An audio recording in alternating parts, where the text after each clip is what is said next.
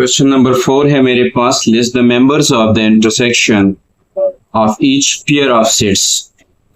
पहला पार्ट है, उसमें एक सेट दिया है ए बी सी और एक और सेट दिया है, सिर्फ उसका मेंबर बी है। दो सेट्स के पेयर दिया हुआ है and we have to find the members of the intersecting sets. दो सेट्स मैंने एक को नाम सपोज किया कि वो बराबर है ए के, ए बराबर है ए बी सी, और दूसरे का नाम हमने सपोज के बी है और बी बराबर है बी के। So A intersection B is equal to, पहले मैंने सेट ए लिखा, सेट ए के मेंबर लिखे, फिर इंटरसेक्शन का सिंबल डाला और फिर बी लिखा। इसके अंदर चूंकि इंटरसेक्शन का प्रोसेस हो रहा है, सो जब ये ऑपरेशन हमारे पास होता है तो उसमें से हम कंबाइनिंग यानी दोनों में कॉमन एलिमेंट से वही लिखते हैं।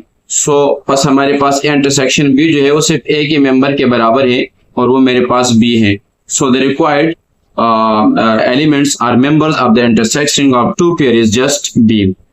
इसको alternate method से भी किया जा सकता है। The given sets are, जो सेट दिए हुए दोनों मैंने लिख दिए, और बस we can write ये मेरे पास जो सेट एक दिया हुआ है ये दूसरा दिया, दोनों का इंटरसेक्शन मालूम करना है तो मुझे पता है कि इंटरसेक्शन में हम कॉमन एलिमेंट्स को लिखते हैं। So I can write this is B. अब अगर हम सवाल नंबर 2 की तरफ जाते हैं तो उसमें भी हमें दो सेट्स दिए हुए हैं। एक मेरे पास है 2 4 6 8 और दूसरा सेट मुझे दिया गया है 1 2 3 4 5।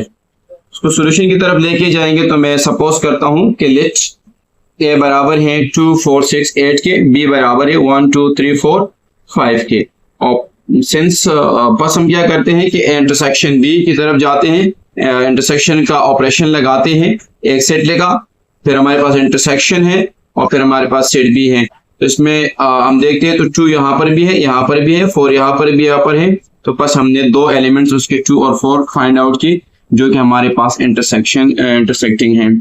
इसका दूसरा तरीका जैसे ऊपर वाले सवाल में हमने किया बिल्कुल सिमिलर मैनर से है। The given sets are this and this, so we can write, दोनों को इंटरसेक्शन के फॉर्म में लिखा और वही प्रोसेस जो यहाँ पे किया था यहाँ पे किया कि दो कॉमन एलिमेंट्स 2 और 4 को हमने यहाँ उतारा।